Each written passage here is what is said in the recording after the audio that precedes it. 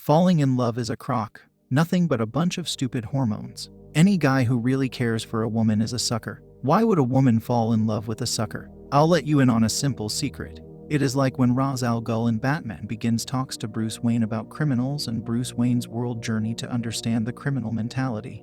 Ra's al Ghul tells him a criminal is not complicated. Women are not mysterious and women are not really complicated. One of the keys is understanding evolution and the need for protection and resource acquisition if you are going to be the one bearing children. I have figured out only a tiny fraction of women actually love a man. They love what he can do for them. They love themselves. This motherly love a mother gives you is the only time a man will get true love from a woman. Men will always be considered expendable beasts of burden, wallets in the eyes of society, and women are much better than men at observing and strategizing. Whatever strategy that is used on a man by a woman depends on the man and is tailored to him. Men seem to vary more individually than women.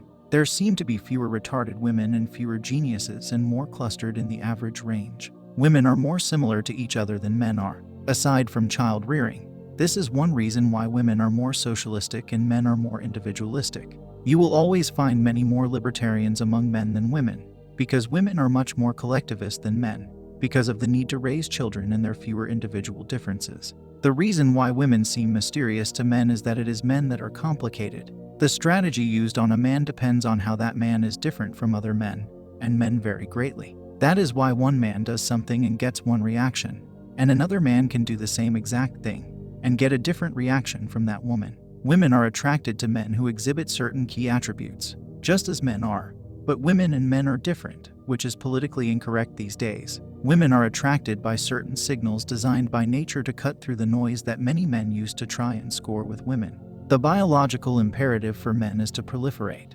meaning to get as many women pregnant as possible. In modern society, this is not practical, but the drive is still there for most men. Men, in general, are much less discriminating than women because men do not have the biological liability that women do. Women get pregnant.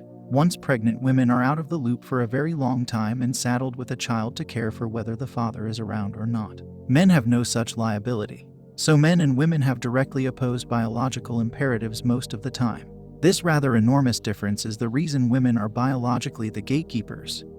They must attempt to weedless ideal candidates who might not be best suited to provide and protect. Nature is very harsh when it comes to reproduction. Survival is the name of the game, and so women have evolved ways to test men for their fitness for the role of being their mate and father to their children. To simplify things, we could say a woman is looking for a preferred male to be the father to her children.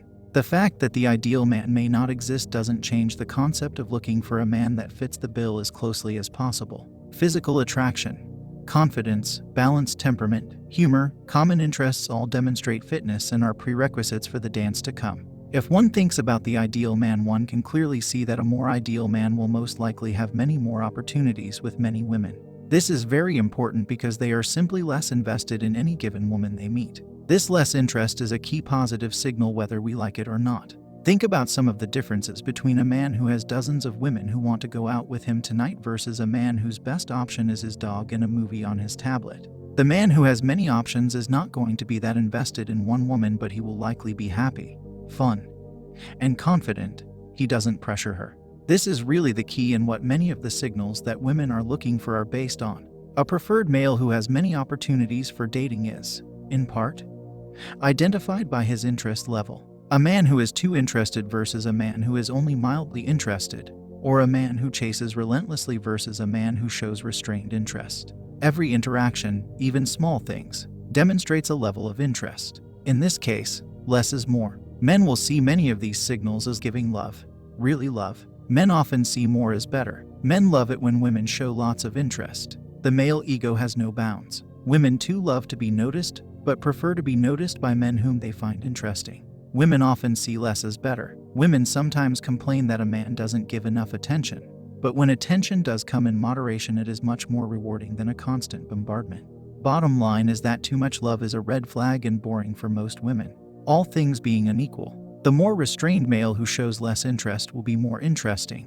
He gives the woman a chance to chase him, which to a woman constantly chased by many men is very refreshing and exciting. Women, unlike most men, love a challenge, but don't often state that consciously. Women who are rarely approached by men will not have as much of a response, but even then, among two men each showing interest, less is more. So, when we talk about love and showing love, giving love, very interested men will often give off high interest signals, which can press the wrong buttons. While there are many shades and colors, the men who wear their hearts on their sleeves with a woman are often going to have trouble. Giving too much love too soon will turn her off. She will feel smothered. Things can get more brutal if she senses too much interest. She may unconsciously do or say something hurtful to see just how invested the male is. If too much interest is detected, she will lose interest herself. Tests ignored by the man are a turn on because he is seen as unflappable, self-assured, and not hanging on with super high interest yet. Sweet, loving, sensitive men who gush love must take care.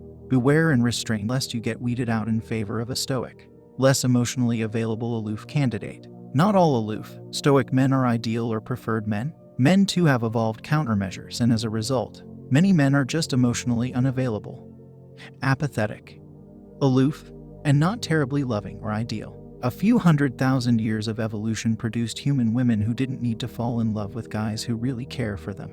All this modern bullshit about love and romance is just that, bullshit. I used to fall in love with women because I was once of those sensitive, caring guys like the original poster probably was. I used to whine and bitch about women not wanting nice guys. I went through life and now I'm not sensitive and caring. I'm quite self-confident now, and those sensitive and caring guys probably hate me. I can get the women who won't even look at them. I don't feel sorry for those guys. They can just pay their dating dues and learn the truth as I did.